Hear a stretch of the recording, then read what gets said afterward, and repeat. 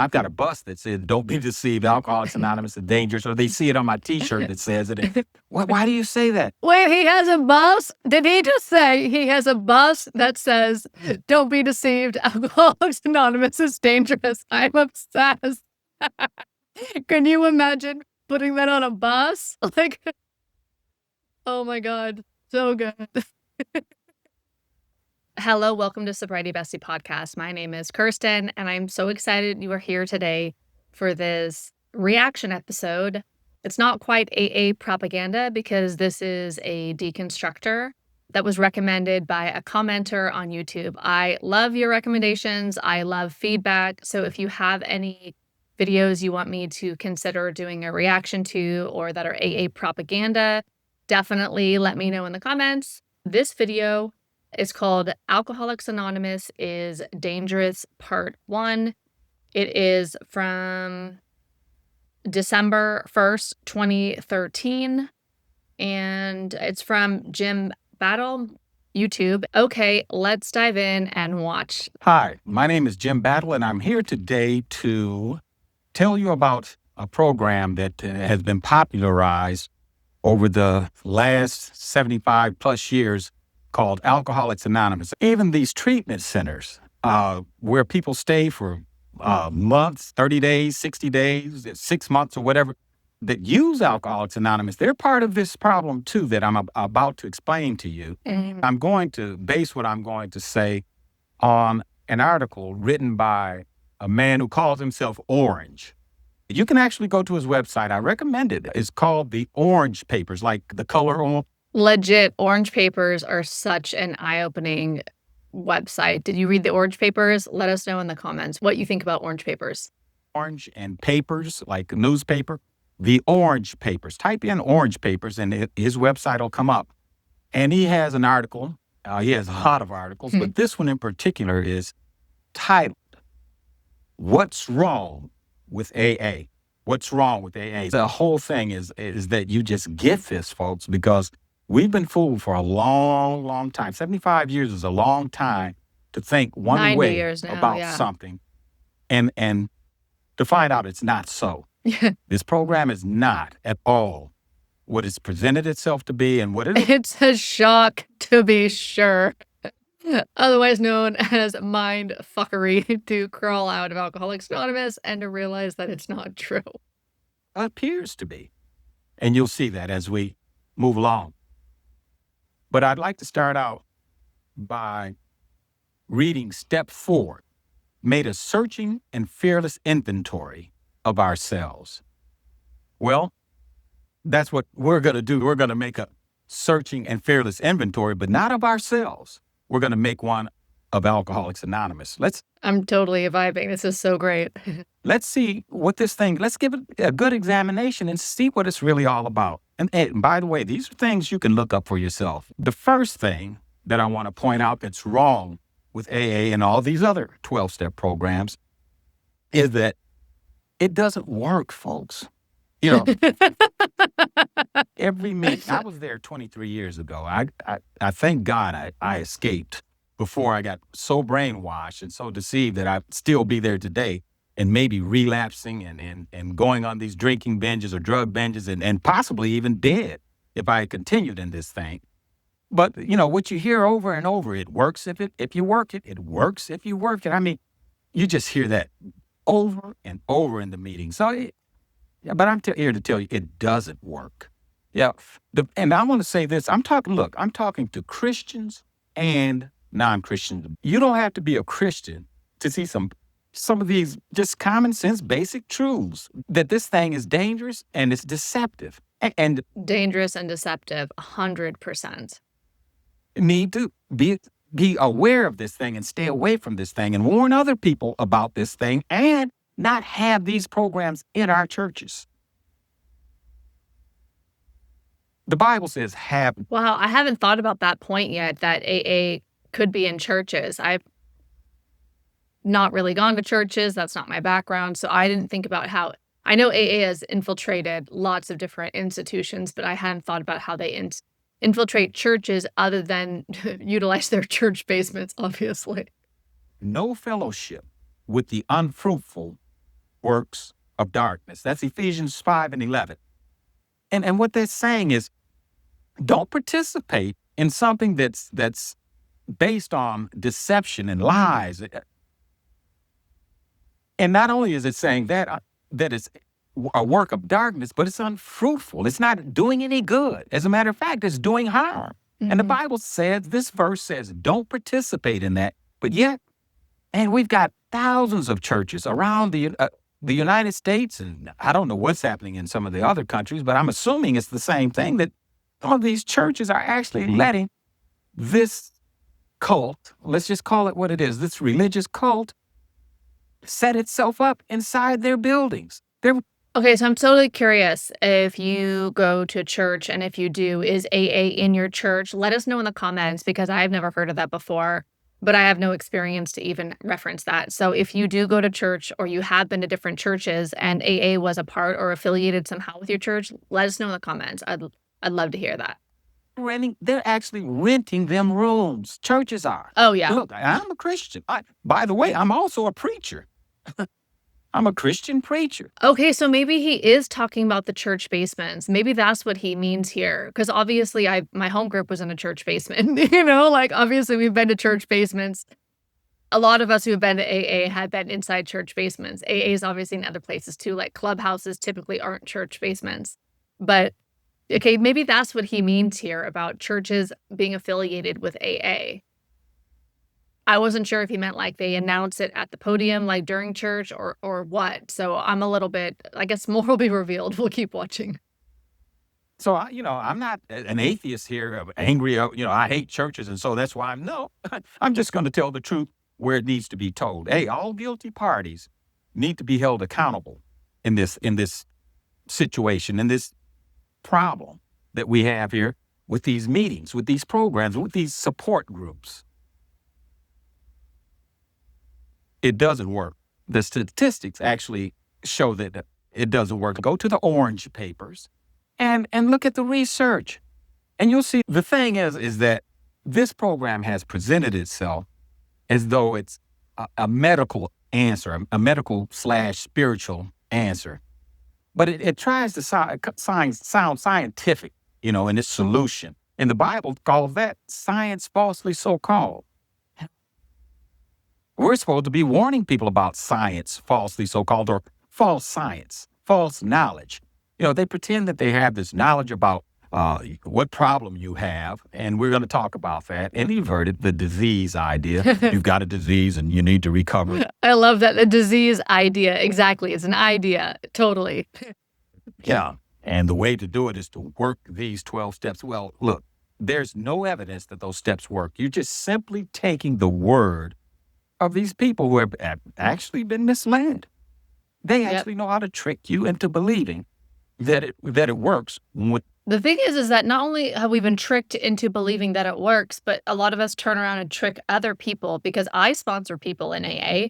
So if we're blaming AA, we're blaming me. I did AA for 10 years as a true believer. So this is me. I did this too. I was in AA for 10 years. I left 5 years ago.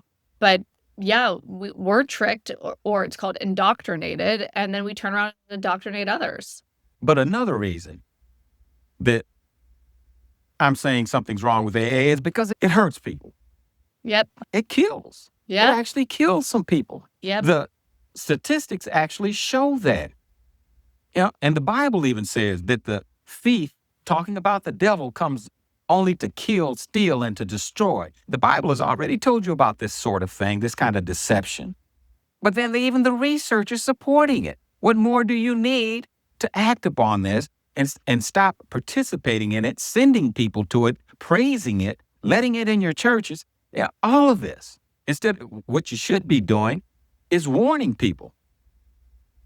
The Bible says, have no fellowship with the unfruitful works of darkness. But I didn't tell you the rest. It says, but rather to reprove them. That's talking about to find fault with it, not looking for the fault, but it's there and it needs to be criticized. It needs to be blamed for what it's doing. So not only should you not be participating in what they're doing, which we're going to see some of what they're doing in this program and the others, that's so dangerous and unwise. But not only should you not, as a Christian, not be participating, You should be exposing this thing, reproving it. That's what that verse is telling you. You can say, well, I just won't have anything else to do with it. Well, no, you need to also warn somebody else if opportunity presents itself. I feel the same way. I feel like a deep desire to warn people about how AA is dangerous. I wish it was common knowledge. I mean, don't you? Do you think AA is dangerous?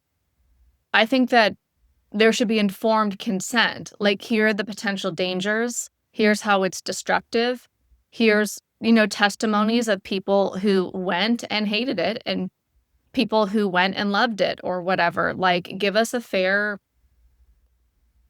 way to look at it. Instead of just to say AA is the way, say here's like a realistic way to look at it so that if you still want it, that you're choosing that from like an educated, fair, reality-based like data information. Not don't go to AA, but here's what AA is about. Go if you want. Like a warning. I believe in a warning, not a rule. Like not shut AA down, but more like a warning about like the reality of it. Like they put that warning on cigarettes in some countries, like in Indonesia, they do that, where maybe they do it in America too. I don't know. But they put like photos of like gum disease and like, I don't know, brutal cancers that can be caused by cigarette smoking. They put photos of that on the cigarette packs. It's brutal. The checkout stand in Bali, it's like you see cigarettes at the checkout stand and it has all these brutal, graphic, traumatic photos. And so, so people still smoke, but they're not naive about it. And I think we're still naive as a society about the dangers of Alcoholics Anonymous. So still choose it if you want, but let's be realistic about the consequences that a lot of people experience and the consequences of the ideology in and of itself. Oh, you hear somebody saying, hey, I'm going to go to AA. I'm going to go into treatment. You need to warn them. You need to say, no, don't. You don't want to do that. Let me show you why. Okay? That's your responsibility as a Christian.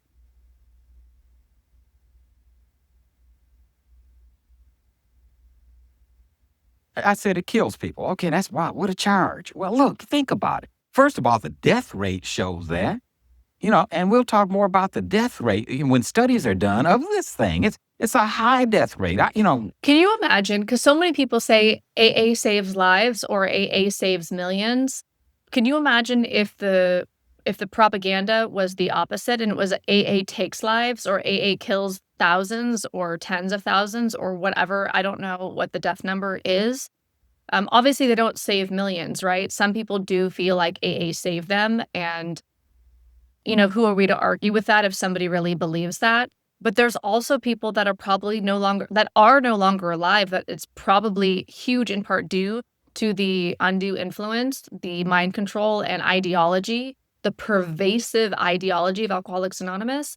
So what if we had the reality where we knew AA takes lives? Could you imagine if that was like the slogan? Way higher than what it should be. It shows that something's wrong, but common sense can even tell you that a program like this will hurt people and cause death and suicide. Look, when you tell people that they're powerless, and they're not. Now, if it was true, I'd have no problem with it. But they're not powerless over alcohol. Like step one says, we admitted we were powerless over alcohol and could no longer manage our lives. And then the other one says powerless over drugs. And, they just change a word or two in it. But the whole point is with the step one is I'm powerless. God will always show you a way out when you're tempted. You do not have to give in. You are not powerless because you're tempted to go drink or you're tempted to go use drugs. You're not powerless. But somebody could brainwash you into believing that. And that's exactly what they do. That's why they repeat this stuff over and over. You're powerless. You're powerless. I'm powerless. I mean, it's so bananas now to be out of the ideology. Let me know what you think in the comments. But to continually tell someone the first step is basically you're powerless. Is to convince us that we're powerless. My sponsor, and I know all sponsors are different, but my sponsor in 2009, when I got to AA, had me make 100 different examples of how I was powerless, specifically over alcohol, but also over my job, my boyfriend, all aspects of my life. So it was a whole on like humiliation ritual where I had, or degradation or disempowerment ritual where I had to go through and prove this lie that I am powerless, not just with alcohol, but essentially with everything. That's horrific when I think about that now, because now it's like my top values include freedom, obviously. What up, Team Freedom? But also empowerment. And it's the opposite of what AA teaches us. And it's horrific to think that I was inside of an ideology that preaches powerlessness. But not only that, that I was preaching it to other people. I was evangelizing, proselytizing, recruiting essentially for AA by talking to newcomers, by doing hospitals and institutions commitments where you go into hospitals, institutions, or jails, by sponsoring people, by speaking in meetings. Yeah, so I was spreading this baloney as well, that you're powerless, and it's total BS. We are totally powerful. We're powerful as fuck, period. End of story. It's true. Facts. It's over my addiction. I'm going to jump the gun on this and just go ahead and tell. Hey, you know what the goal really is? Make you feel like you're powerless, so you have to rely on the group. Yes. If you got to have us. You need our 12 steps. Yep. You need us. Keep coming Yep. back. That's why they keep saying that. Yep. It's part of the brainwashing. You don't have the power, but we can give you access to the power. You don't have the power to live, is the message. And we can give you access to that power to live through our daily reprieve, our 12 steps, our sponsorship, our meeting, our fellowship, the entire program, the big book, the 12 and 12, all the things. We can give you the power to live. You don't have the power to live on your own, but we can give you that power. And if you leave us, you're going to die. That's basically it. Now, it's not as direct as that. There is some other language. Bill salesed it out. Bill was a salesman, right? So he fleshed it out a little bit, but that's essentially the message, or one of the core messages. Every meeting, keep coming back. It works if you work it. Keep coming back. It works if they're trying to recruit you Yep. into their 12-step religion. The cult religion. That's the real goal. But in the course of doing that, they're harming people by telling them they're powerless when they're not. Look, and I've said this to many AA members. They've come up to, they've seen, I've got a bus that says, "Don't be deceived, Alcoholics Anonymous is dangerous," or they see it on my t-shirt that says it. And, why do you say that? Wait, he has a bus? Did he just say he has a bus that says, "Don't be deceived, Alcoholics Anonymous is dangerous"? I'm obsessed. Can you imagine putting that on a bus? Like, oh my God, so good. It saved my life. I said, wait. I try to calm them down because I'm not trying to upset anybody. I'm trying to help people to wake up to what's going on. That's how I feel in the comments. I'm like, I'm not trying to upset you. Oh my God, I'm still laughing from that other thing from the bus. I'm not trying to upset people by creating content about Alcoholics Anonymous is dangerous, basically. And then the people who get mad, I'm like, bro, we're talking about freedom over here. I totally relate to this. But they'll say, and I say, "So you got a disease?" "Yeah, I got this disease, and it's genetic, right?" "Yeah, it's something I inherited from my mother or grandparents or someone." It sounds so crazy. So when I take a drink, I can't control it. If I take one, I'm out of control. There's nothing. What? Did you ever hear that in meetings? When I take a drink, I break out in handcuffs. What was it? There was something. I never said this. This is not my experience, and I don't agree with this. When I take a drink, I break out in handcuffs. There was something else. I can't remember it right now. That I can do. It's no longer, I have no choice. I said, well, if that's the case, I said, why is it that if right now I sit between you and I on a small table, your favorite drink or drug or whatever it is, let's just say your favorite drink, the one that you always flip out on once you taste it. Let's say I said it there and you had one drink of that. Okay. Just one shot glass. That's all you had. But now your disease is supposed to be kicked in to gear and you can't control it now, right? Yeah, that's right. I'd have to finish. Okay. Why is it then that you could have that one drink and I could say, wait, 1 second, just hold up 1 second, and then I show you $5 million in a briefcase and say, hey, look, you don't take the second drink for 24 hours. This is yours. And you believe me because hey, that's Jim, the millionaire, Oh my God, I love this. When he says it like this, I'm like, yeah, if a preacher or minister, or if this guy, Jim, came up to me and said, here's a drink, have the drink, and if you don't drink again in 24 hours, you'll get $5 million. 100% I could do that. 100%, even at like the end of my drinking, when I was struggling with controlling my drinking, like 100%. Let me know what you think. Do you think that you could have only one drink if someone gave you $5 million? I think 100% I could, for sure. The thing is that like I didn't want to control my drinking, but with the proper motivation, I could. Like if I'm really honest about it. So I think this is an interesting question from the guy with the bus that says AA is dangerous. Multi-billionaires, or a million or 5 million is nothing to him. And he's got an honest reputation. He pays up when he says he's going to pay up. So I know that's a real 5 million, and I'll get it. He means it. If you believe that, you would not touch that second drink to get that money. You'd sit there. I could keep it in your face. I could keep the whole bottle, the shot glass, and just sit across from you for 24 hours. And all you'd be thinking about, man, that $1 million, $5 million, I'm going to be rich in 24 hours. Why is it all of a sudden you can control this disease? Think about that. Is that a real disease? Is that really a physical ailment that's out of your control? No. Or let's say I put a gun to you. I like that with the right motivation. I mean, it is such a good, this is kind of like blowing my mind here. To your head. And say, you take that next drink, I'm going to blow your brains out. I'll leave in 24 hours and you can drink all you want, but you take it before I leave, I'm going to blow your brains out. How many people who all of a sudden would be able to control this, who are supposed to have a disease that they can't control? I'm just saying this thing is a lie even by common sense, but research even proves it's true. They've even done studies where, people for different motivations controlled it or stopped it. So AA teaching this and Narcotics Anonymous teaching this powerlessness, this genetic nonsense is setting people up for failure when they believe it.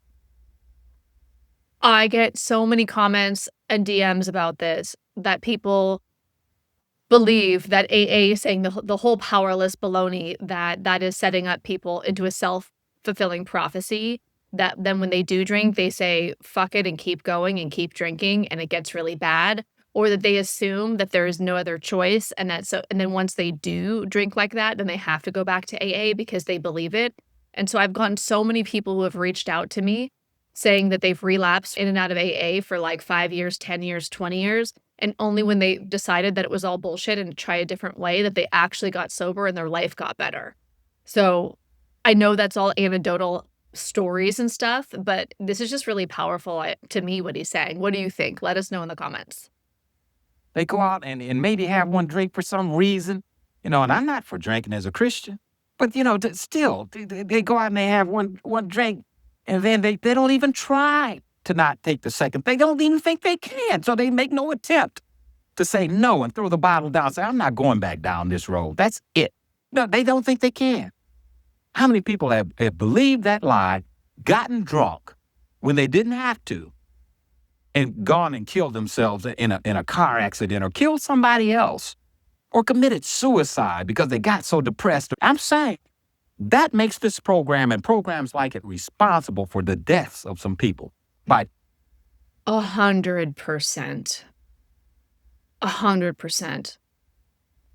I never saw in my own meetings that I was going to AA taking responsibility for anything. No. teaching that lie, just that lie alone. So yeah, I'm saying, yeah, it kills. The program kills. They're so desperate to recruit, they're willing to lie and scare people into joining by teaching a lie like that. Yep. Look, I'm a Christian. I want people to become Christians, but I'm not.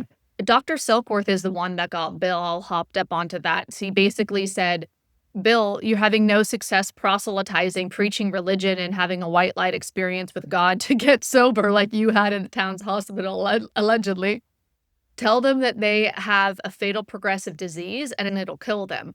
So Dr. Silkworth, who, as far as I can tell, digging through it, wasn't even well respected by his peers, like medical peers of the time, and hasn't been validated or verified. So it looked like Dr. Silkworth gave Bill Wilson more emotional manipulation, let's call it what it is, to hook people into the program by preaching and teaching all these things that aren't reality that lock people in if they believe them. I'm going to, teach you something that's been proven to be wrong, already shown to be wrong, but I'm going to teach it anyway just to make you get you to be a Christian. Now, I might kill a lot of people along the way who believe it, but I'll get a few who will get scared, fall for it, and run in and become. Oh my God. Recruitment, even though some people are dying. This is so powerful. That's not the way to recruit for your religion. In this case, cult. And then that's another story. Go on the orange papers and read about the cult test and how to identify a cult. You'll see the difference. It's not just a religion, it's a cult. And it's using these. Amen. Amen. It is a cult religion. Cult recruiting techniques. As a matter of fact, I think it's chapter 4 of their Bible called the Big Book, the Alcoholics Anonymous Bible, that actually shows you how to recruit. It's very deceptive. I'm telling you, folks, this is something that should have been done a long time ago. Somebody should have gone very public about it. And some people are. Like I said, on the orange papers, there's a lot of people around the United States who know that what I'm saying is true. Yeah. They know it. A lot of the researchers know it, not just ex-AA members, people who are doing the studies of alcoholism. I don't really like the term, but, so-called. There are so many of us who know it. It's just not mainstream yet. There's so much propaganda still.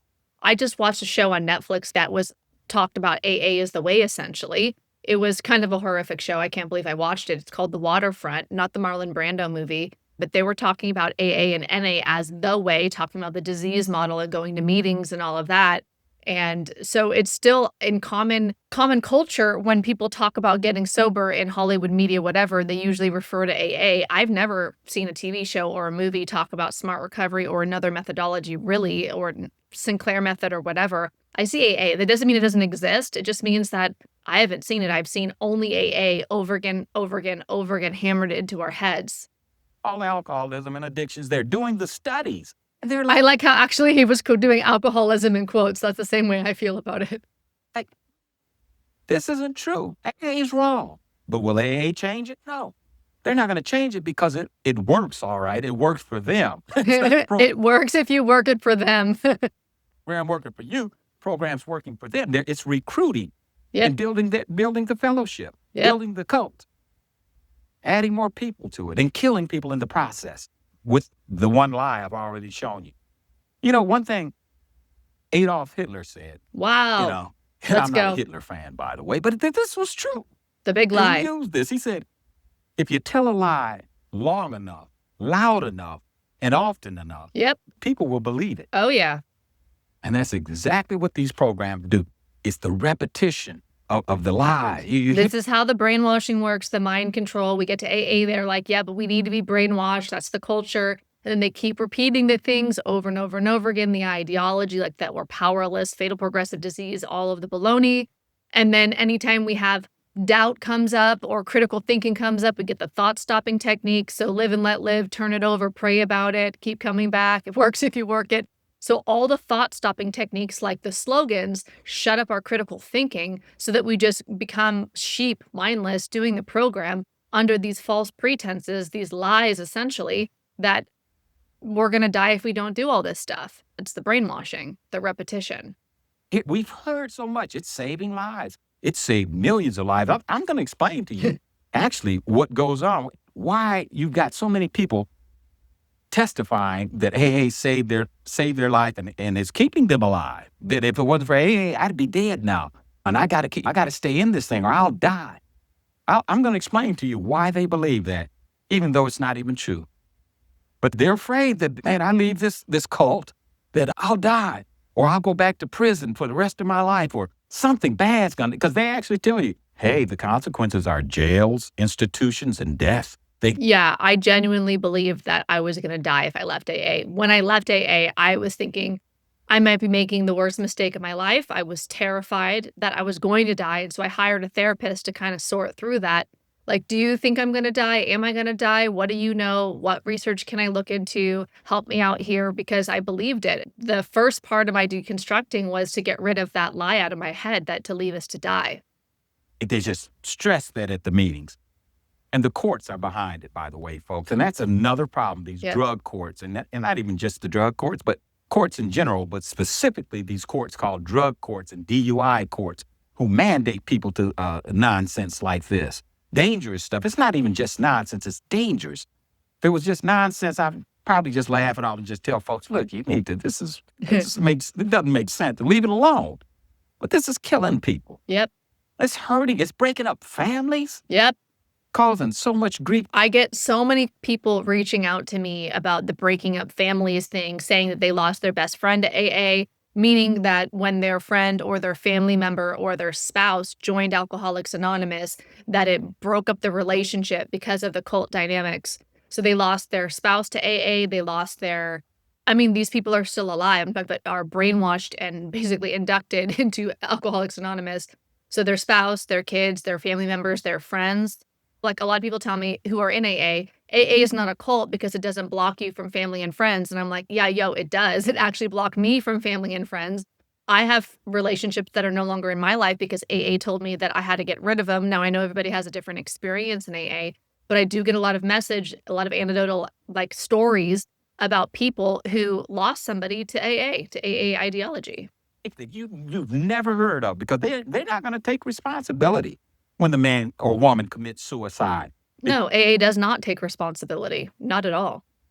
Because of what they've learned in there and been taught and what's been done in there. There's other things other than that powerless teaching. They brainwash these people who come to the meetings or come on their own, are mandated by the courts.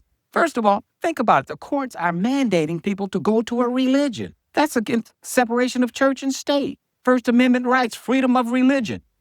Man, if I'm a Christian or an atheist, I don't want to don't force me into a religion. First of all, I'm a Christian. I got my own. I don't want theirs. And secondly, if I'm an atheist, I don't want any of the religions. Give me another option. I don't want it. He makes so much sense. I don't want that. Now, I'm trying to be fair here. I believe in God, but it's still, this is America. An atheist should not be made to go there. 100%. He shouldn't be forced into Christianity, which is, I'm a Christian. And I don't want him forced by the courts. You got to go to Jim. I don't have a church. Yeah, no coerced recruitment to cult religions, like coercive control being manipulated into cult religions. But if I had one, you got to go to Jim Battle's church for 90 days and go to meetings. And no, I don't want that. That's not the way to get people to believe what you believe and get them to belong to what you belong to. It's wrong. So I'm taking up for the atheists too on this. I am. Okay? Wrong is wrong. Mm-hmm. This is America. Okay? I like this guy. I'm so curious, what came up for you during this video? Did you have any epiphanies, any memories from your own experience inside Alcoholics Anonymous? Did it make you think of anything? Definitely let us know in the comments. If you would like to go deeper into your deconstructing journey, then join us inside the Escape Kit, which is a community of people off of social media having fun conversations about deconstructing AA, and also some resources and some downloadable stuff inside the Escape Kit. It's totally free, and you can access it through the Escape Kit link below. Hey, if there's any other videos that you want me to do a reaction to or that you find to be AA propaganda, also let me know in the comments, and I'll consider doing a video on one of those. Thank you so much, and I'll see you in the next video. Bye.